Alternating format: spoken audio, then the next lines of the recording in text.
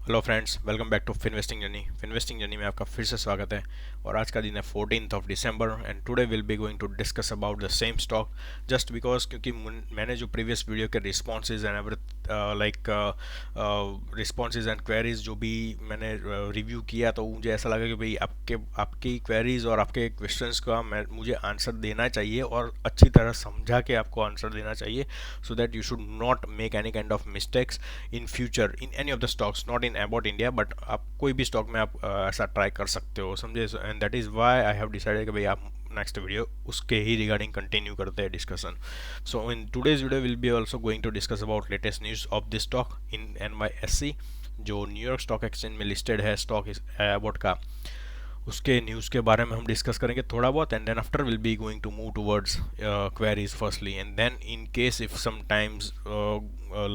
going to be left apart, then we'll be going to discuss on the current price levels, because अभी live है market and आज उसका अच्छा खासा opening हुआ है। So may be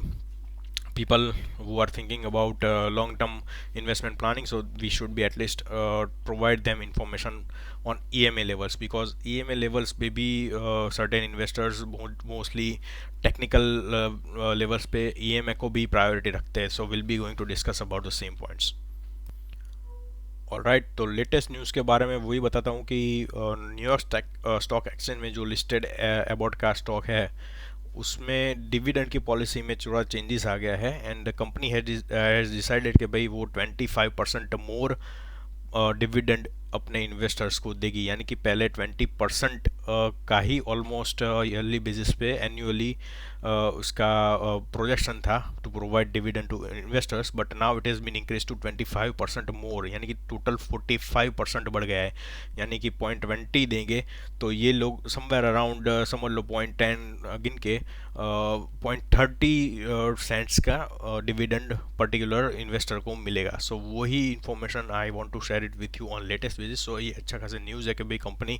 now focusing on investors as well. It is not just because it's not just focusing on business कि भाई जो भी इन्वेस्टर्स के जो भी पैसे आते हैं वो बिजनेस में लगाते हैं, प्रॉफिट में से बिजनेस में इम्प्रूवमेंट के लिए लगाते हैं, वो भी नहीं थॉट करते हैं, but they are also thinking कि भाई हम जो भी प्रॉफिट करते हैं उसमें से शेयरिंग थोड़ा बहुत इन्वेस्टर्स को भी दिया जाए, and that is what they have decided in their new policy.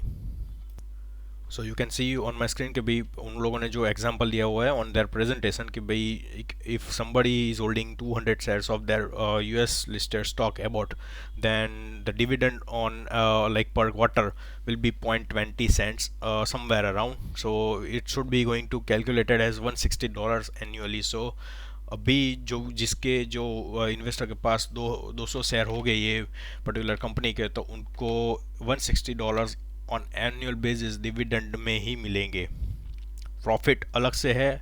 Dividend अलग से है, समझे। तो ये पर्टिकुलर डिसीजन लिया हुआ है, and then they have like provided one of the examples कि भाई ये कैलकुलेशन कैसा रहेगा और नेक्स्ट लेवल पे कैसा जा सकता है, समझे।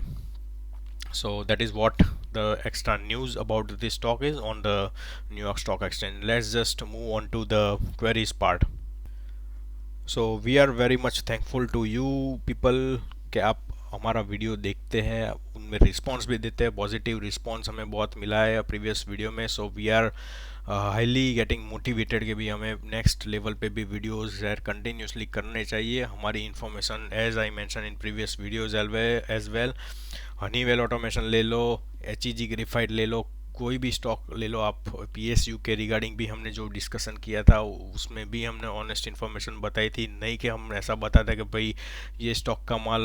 1000 क्वांटिटी में ख़रीद लो, नौकरी करने की ज़रूरत नहीं पड़ेगी, इसका कंटिन्यूस CAGR 11% है जैसे, तो अभी फ्यूचर का 10 साल के बाद हम कैलकुलेट करने जाएगा तो इतनी वैल्यू होगी। Yes, nothing is predictable in the stock market, calculation कुछ भी नहीं मार सकते। वैसे भी आपने म्यूचुअल फंड की एडवर्टाइजमेंट देखी होगी तो उसमें भी इन लोगों ने स्टेटमेंट चेंज कर दिया है, जस्ट बिकॉज कि भाई कोरोना क्राइसिस में जो भी हुआ सबकी के म्यूचुअल फंड की जो भी ग्रोथ जो भी आया था वो सब कुछ माइनस में चला गया, तो उसमें भी वो एडवर्टाइजमेंट में भी ऐसा ही मेंशन किया हुआ है। I guess for example Rohit Sharma और श्रेयस अय्यर की आप क्रिकेट के फैन हो तो आप वो एडवर्टाइजमेंट देख सकते हो। उसमें रोहित शर्मा बोलता है कि if you are going to invest in mutual fund तो पीछे का देखने की ज़रूरत नहीं, उसके पास्ट की इन्फॉर्मेशन देखने की अभी ज़रूरत नहीं है, समझे। तो ये प्रेजेंट का देखो सिर्फ, so that you should be able to continuously invest in any of the stocks और म्यूचुअल फंड, समझे। सो वही है, वही इन्फॉर्मेशन शेयर की हुई है भाई। पास्ट में मत देखो, सी ए जी या सब कुछ कैलकुलेशन करना चाहिए, बट सिचुएशन के हिसाब से भी चलना चाहिए, समझे। So that is what they have tried to like advise to any of the investors prior to invest in mutual funds. Okay, so let's just talk about Q&A session. Yes, so one of the investors asked, bhai, can it touch new 52 week high in December series? So according to the levels, price levels, ऐसा मैं बता ही देता हूँ कि भाई अभी ऐसा लग रहा है कि भाई दिसंबर के महीने में ये 52 वीक हाई तो नहीं टच कर सकता, जस्ट बिकॉज वीकेंड्स भी आएंगे प्लस क्रिसमस की छुट्टी भी होगी, तो बिजनेस थोड़ा बहुत प्लस एंड माइनस हो सकता है। समटाइम्स हम कंपैरिजन करते हैं न्यूयॉर्क स्टॉक एक्सचेंज के स्टॉक के हिसाब से भी, तो उसमें भी प्राइस लेवल पे वेरी होता है, समझे। तो यहाँ पे वहाँ पे तो क्रिसमस की छुट्टियाँ ही होगी, तो दैट विल बी लोअर के भाई वहाँ पे थोड़ा बहुत कम वॉल्यूम होगा।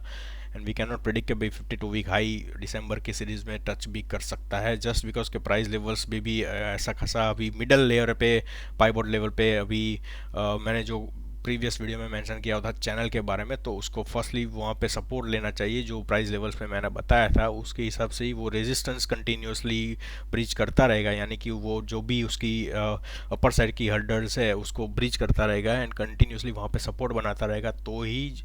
ही ये स्टॉक 52 वीक हाई नया टच कर सकता है, नॉट ऑन दिसंबर, भाई अगले महीने के लिए भी। And I also mention in the monthly basis that उसका जो भी स्टॉक का जो सीक्वेंस चल रहा है वो थोड़ा डाउन ट्रेंड पे चल रहा है, यानी कि ये थोड़ा ऐसा हो सकता है कि भाई थोड़ा बहुत रिवर्सल आता है, समझे। कि वो फ्लैग पैटर्न के हिसाब से हम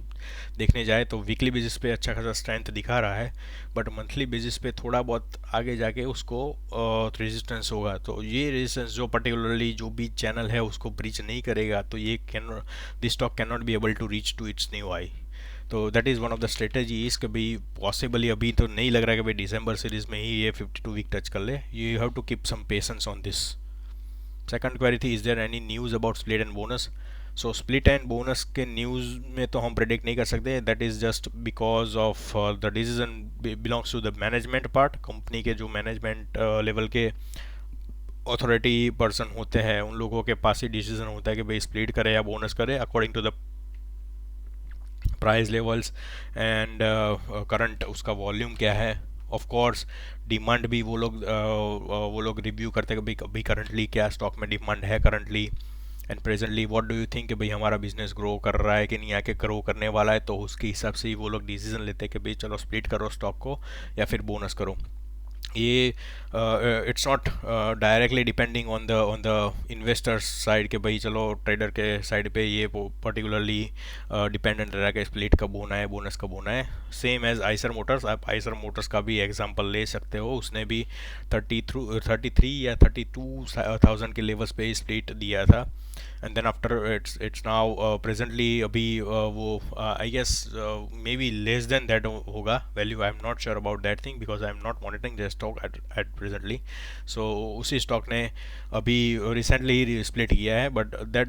decision belongs to the management side, so we can not be able to predict कि भाई ये पर्टिकुलर सीरीज़ में हो सकता है, ये ईयरली सीरीज़ में हो सकता है, फिर नेक्स्ट फाइनेंशियल ईयर की सीरीज़ में हो सकता है स्प्लिट एंड बोनस, ठीक है। So it's all depending upon the management. Third point is stuck at higher levels. It's not I guess the person who has asked me, I guess it doesn't feel कि भाई ये थोड़ा बहुत एम्बेरेसमेंट उनको होता है कि भाई जब भी हम इन्वेस्टमेंट हाई लेवल पे कर लेते हैं तो possibility of risk gets increase, because जो स्टॉक 52 वीक हाई पे चल रहा है, यानी कि वो समझ लो कि थोड़ा बहुत कंसोलिडेशन कंप्लीट करके उसकी जो भी साइकिल है रेजिस्टेंस ब्रिज करने की वो सब कुछ कंप्लीट करके उसका 52 वीक हाई नया बनता है। So you have to be cautious कि भाई उस टाइम पे तुम एंट्री ले रहे हो तो आपका स्टॉप लॉस बहुत ही नज़दीक होना चाहिए, जस्ट बिकॉज कि भाई there are very very much chances कि भाई वहाँ से प्रॉफिट बुकिंग आ सकती है, समझे। एंड दैट इज़ वाई कि भाई वहाँ से सप्लाई ज़्यादा रहेगा तो समझ लेना कि स्टॉक का प्राइस भी नीचे ही आएगा, डाउन ही आएगा। So most of the like it happens to the most of the retail investors. मेरे मेरे लाइक मेरा खुद का एक्सपीरियंस भी यही हुआ है। मैंने भी एक दो स्टॉक में ऐसे ही पोजीशन ले ली थी 52 वीक हाई के लेवल पे, and at that time I was not known about stop loss and everything कि भाई कैसा प्ले करना है, and that is why I have stuck for a longer period of time, somewhere around 3 to 4 months और 6 months। तो वहाँ से निकलने लाइक निकलते निकलते मुझे बहुत टाइम लगा वो स्टॉक में से, एंड आई ऑलवेज सजेस्ट कि भी आप ये मिस्टेक कभी भी नहीं करें फॉलो। आपके पास बहुत सारे इंडिकेटर्स है, आप कंटिन्यूसली मॉनिटर कर सकते हो स्टॉक का price levels and everything, and you can be able to predict its stop loss as well कि भी कौन सा स्टॉप लॉस कौन से लेवल पे लेना है, यानी कि डेली बेसिस पे लेना है, वीकली बेसिस पे लेना है, मंथली बेसिस पे लेना है। So that is one of the points that I want to explain with you, because higher level पे आपको अलग से ही स्ट्रेटेजी बनानी पड़ती है। नीचे के लेवल पे आपको स्ट्रेटेजी बना सकते हो, बट आपको ऐसा ही लगता है कि भाई चलो chances of getting reward is more rather than having a risk. और उसमें भी ऐसा ही होता है कि भाई आपको अभी ऐसा लग रहा है कि भाई चलो मैं हायर लेवल पे फंस चुका हूँ, तो आपको पहले तो अपने चेक करनी है कि कौन से पॉइंट पे पोजीशन है। मैंने जो प्रीवियस वीडियो में मेंशन किया होता उसके हिसाब से आप स्ट्रेटेजी बनाओ कि कौन से लेवल पे आएगा, तो मुझे कौन से लेवल पे प्रॉफिट थोड़ा बहुत बुक करना है या फिर लॉस बुकिंग करना है, समझे। क्योंकि ये हो सकता है कि चलो मंथली डाउन ट्रेंड दिखा रहा है, तो ऐसा भी हो सकता है कि थोड़ा बहुत कंसोलिडेशन हो, ट्रेंड ब्रेक ना हो जाए, नो ना भी हो सके मंथली बेसिस पे, and it will start moving down side again, समझे। तो ऐसा ना हो कि भाई चलो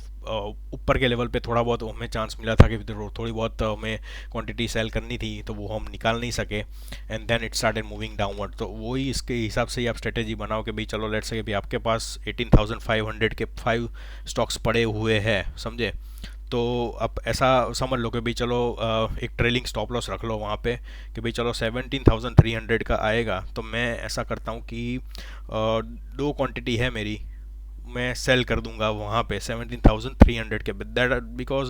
वहाँ पे मैं ऑलमोस्ट 2,400 का लॉस कर रहा हूँ, तो लॉस मैं बुक कर लेता हूँ, and then I will keep on watching about the stock price levels. मुझे ऐसा लगेगा भाई चलो 17,500 आया है, RSI सब कुछ मैं मॉनिटर करूँगा, ऐसा लग रहा है कि भाई चलो 16,500 के लेवल्स पे ये स्टॉक आ गया है again, so I will keep that money intact as in my account presently, and then after I will start buying that again. तो मैं 16,500 के लेवल पे एक क्वांटिटी फिर से ले लूँगा, और उसके ऊपर जो जाएगा तो एक क्वांटिटी फिर से ले लूँगा। तो जब भी उसकी प्राइस लेवल फिर से ये पर्टिकुलर स्टेज में आएगी, तो आपके पास अच्छा खासा मीन्स वो क्या बोलते हैं कि आपका जो लॉसेस हो गए वो कवर हो जाएंगे। सो that is what one of the suggestions is, मुझे ऐसा लग रहा है, तो आप ऐसी स्ट्रेटेजी यूज़ कर सकते हैं। Alright, so that's it on the like on the question and answer part, या फिर आप ट्रेलिंग स्टॉप लॉस भी रख सकते हो। So let's just check it out on the EMA levels for quickly. So daily basis पे आप देख ही रहे हो कि भाई 50 डेज का EMA है 15,656 somewhere around, and it is running upward to that level. तो पहला सपोर्ट हम वही कंसिडर कर सकते हैं 50 डेज़ का EMA। यहाँ पे भी ऐसा लग रहा है कि भाई 50 डेज़ के EMA ने 100 डेज EM को लोअर साइड पे क्रॉस किया हुआ है, तो देर आर चांसेस कि भाई ये थोड़ा बहुत ऊपर जाएगा, and then after it start moving to cross over 200 levels daily basis पे, थोड़ा बहुत ऐसा लग रहा है, but price is god, so हम प्रेडिक्ट नहीं कर सकते, बट थोड़ा बहुत ऊपर जाएगा तो हमारे पास सभी इन्फॉर्मेशन जो प्रीवियस वीडियो में हमने मेंशन की हुई है उसके हिसाब से ही जाना चाहिए। अच्छा खासा यहाँ पे तो लेवल स्ट्रॉन्ग दिख रहा है उसका सपोर्ट जोन है 200 डेज EMA। सो आप ऐसा रख रहे हैं कि भाई अभी आप एंट्री ले रहे हो तो आप लॉन्ग टर्म इन्वेस्टमेंट का थोड़ा बहुत सोच रहे हो, तो 200 डेज का EMA का आप स्टॉप लॉस रख सकते हो, और उसके हिसाब से आप प्ले कर सकते हो क्वांटिटी के हिसाब से and everything. Just keep on moving on the moving averages part as well. I can not be able to explain in detail about this particular segment, but we'll be going to cover up more in detail about any of the stocks and EMA cross levels on our next video. Alright, so thank you for your time, and keep watching our video, subscribe to our channel, and keep sharing our video.